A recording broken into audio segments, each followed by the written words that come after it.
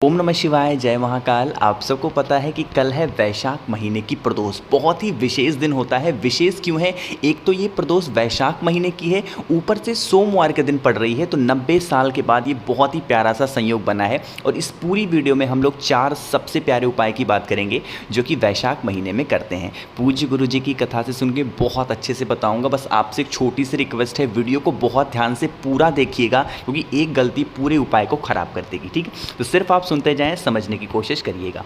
एक एक उपाय की तरफ चलते हैं। सबसे पहले उपाय की बात करते हैं जो कि आपको मिट्टी के बर्तन से करना होगा, है ना। कहोगे भैया इसको करने से हमें फ़ायदा क्या होगा?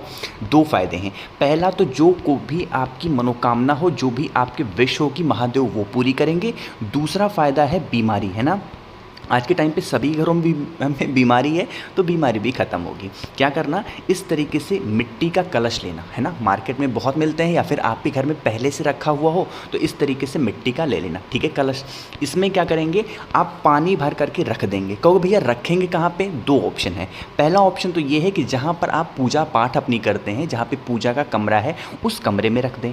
वहाँ नहीं रख सकते तो जहाँ पर आपके यहाँ आरओ लगा हो, जहाँ मटका परिंदा रखते हैं, पीने के लिए पानी रखते हैं, वहाँ पर इस कलश को रख देंगे और इसको ढक करके रखेंगे। ठीक है, पूरी रात रखा रहने दें। अगले दिन जब सुबह सो करके उठें तो उस कलश का जो जल होगा आपको इसमें तांबे के लोटे में डाल देना होगा। ठीक है, उस कलश का जो जल है मिट्टी के बर्तन का तांबे के लोटे में डालना, और इसी तांबे के लोटे में आपको 5 बेलपत्र डालनी है। ये भी आपके पास ऑप्शन के तौर पे है। चाहे तो आप 5 बेलपत्र इस कलश के अंदर डाल सकते हैं, या फिर 5 के 5 बेलपत्र अलग से लेकर के महादेव के शिवलिंग के पास पहुँचना। ठीक है, शाम के टाइम पर प्रदोष काल में, अगर ये उपाय प्रदोष के दिन कर रहे हैं तो शाम के टाइम पर प्रदोष काल में जो 5 बेलपत्र आपके हाथ में है, उस 5 बेलपत्र को सबसे पहले महादेव के शिवलिंग के ऊपर समर्पित करेंगे, श्री शिवाय नमस्तुभ्यम का स्मरण करते हुए। ठीक है, पहला काम ये करेंगे। और उसके बाद जो आप 1 लोटा जल अपने घर से लेके आए हैं, मिट्टी के बर्तन से निकाल करके तांबे के लोटे में, वह उसी 5 बेलपत्र के ऊपर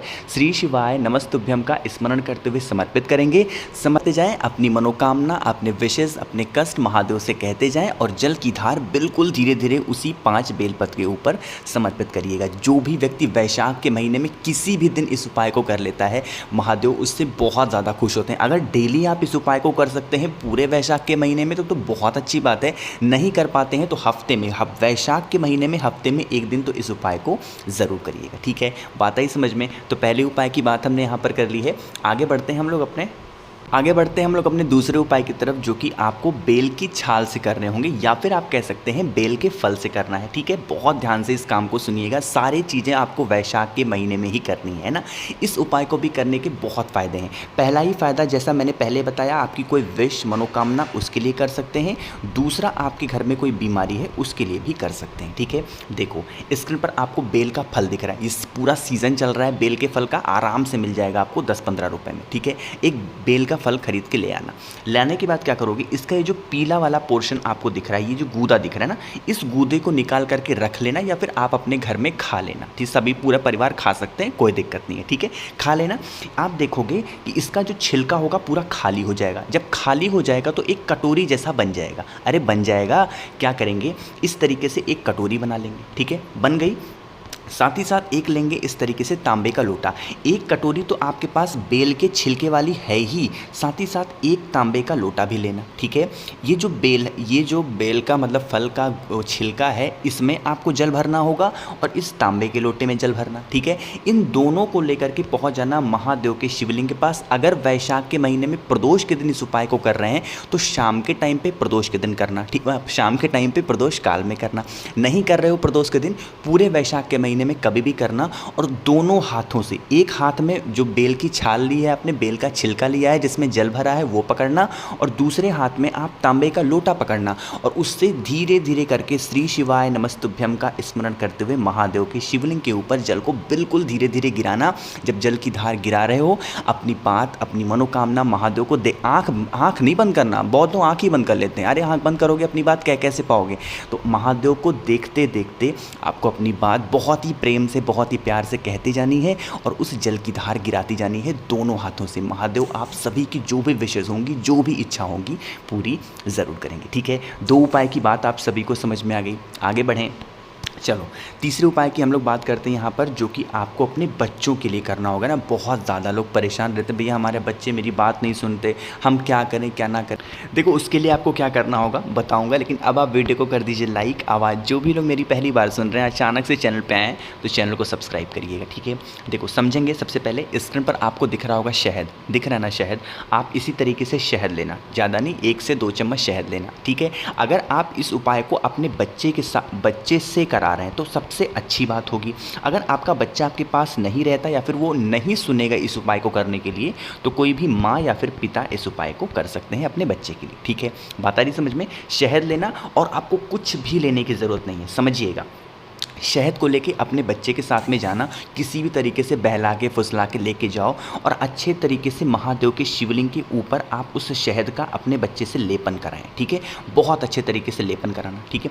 लेपन कराने के बाद क्या करोगे, थोड़ा सा शहद इसमें से निकाल करके कटोरी में रख लेना, ठीक है। थोड़ा सा शहद निकाल के कटोरी में रख लेना, और अपने बच्चे से ही इसी शहद के ऊपर 5 बार जल चढ़ाना। 5 लोटा जल नहीं, लोटा भरना, एक ही लोटा जल भरना, और उसी 1 लोटे जल से 5 बार जल चढ़ाना। किसका नाम लेके, श्री शिवाय नमस्तुभ्यम का स्मरण करते हुए, और हाटकेश्वर महादेव। कौन से महादेव, हाटकेश्वर महादेव। इस उपाय को सुबह करना चाहो सुबह करो, शाम को करना चाहो शाम को करो, कोई दिक्कत नहीं, ठीक है। जल को समर्पित करने के बाद ये जो कटोरी में आपने थोड़ा सा शहद लिया है ना, मंदिर में नहीं, अपने उस कटोरी को लेके बच्चे के साथ घर पे जाएंगे, और उस शहद को महादेव से यह कहते हुए निकालना शिवलिंग से कि महादेव आप इसको औषधि कर दें, जिससे मेरे बच्चे का जो दिमाग है, जो विकास है, वो बहुत आगे बढ़े, जो उसकी गलत संगति है, जो उसकी बुरी आदतें हैं, वो छूट जाए। इस तरीके से प्रार्थना करना, और उस शहद को घर पे ले जा करके बच्चे को आप थोड़ा सा चटा देना, और उसके मस्तक पर एक बिंदी उस शहद की लगा देना। धीरे धीरे करके देख लेना उस बच्चे का दिमाग कितना ज़्यादा तेज होता है। 2 से 3 सोमवार करके इस उपाय को देखना, और इस बार की जो सोमवार पड़ रही है, वैशाख की प्रदोष पड़ रही है, इससे शुभ दिन मुझे नहीं लगता कि साल में कोई भी आएगा। एक तो वैशाख महीने की प्रदोष, ऊपर से सोमवार के दिन पड़ रही है, तो इससे बढ़िया संयोग क्या ही है। तो इस उपाय को ज़रूर करिएगा, ठीक है। बात आ रही समझ में। 3 उपाय की बात हमने यहाँ पर कर ली है। चलो आगे बढ़ते हैं, चौथे उपाय की बात करते हैं, मनोकामना पूर्ति। उपाय स्पेशली मनोकामना पूर्ति के लिए है, और किसी भी चीज़ के लिए उपाय है ही नहीं, है ना। ये जो सीज़न चल रहा है, मौसम चल रहा है, किसका चल रहा है, गन्ने का। गली गली मोहल्ले मोहल्ले नुक्कड़ नुक्कड़ पे गन्ने का रस आपको मिल जाएगा। अरे मिल जाएगा, और वो भी बहुत सस्ते में, 10 रुपये में तो भर के गिलास मिलती है। तो क्या करोगे, 2 गिलास लेना, 2 गिलास गन्ने का रस खरीद लेना, 20 रुपये में काम हो गया। गन्ने के रस को घर पर लेके आना, लेकिन जब उनसे गन्ने का रस बनवाना, कहना भैया इसमें नमक मत डालना, भैया इसमें नींबू मत डालना, भैया इसमें पुदीना मत डालना, मुझे बिल्कुल सादा सादा पैक करके 2 गिलास गन्ने का रस दे दो, 10-10 वाला, ठीक है। लेके आना, और उसको लेकर के पहुंच जाना महादेव के शिवलिंग के पास, ठीक है। सुबह करना चाहो सुबह करो, शाम को करना चाहो शाम को करो, ठीक।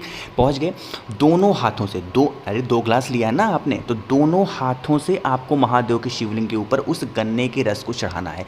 कौन से महादेव का नाम लेके, अब यहाँ पर ये ज़रूरी है जानना, कौन से महादेव, एकांक्षी महादेव। कौन से महादेव, एकांक्षी महादेव का नाम लेकर के उस गन्ने के रस की धार को दोनों हाथों से, एक हाथों से नहीं, दोनों हाथों से बिल्कुल धीरे धीरे महादेव के शिवलिंग पर गिराना, एकांक्षी महादेव का नाम लेके। साथ ही साथ जो आपके विश हो, जो आपकी मनोकामना हो, पूरी नहीं हो रही, आप परेशान हैं, वो कामना महादेव से कहनी, ठीक है। इतना करने के बाद जब गन्ने का रस चढ़ा दे, तो 1 लोटा शुद्ध जल, चाहे तो तांबे के लोटे से, स्टील के लोटे से, किसी भी चीज़ से 1 लोटा शुद्ध जल महादेव के शिवलिंग के ऊपर चढ़ा करके, और उसके बाद यहाँ पर 2 मिनट तक खड़े होकर के श्री शिवाय नमस्तुभ्यम का जप करके अपने घर की तरफ चले जाना।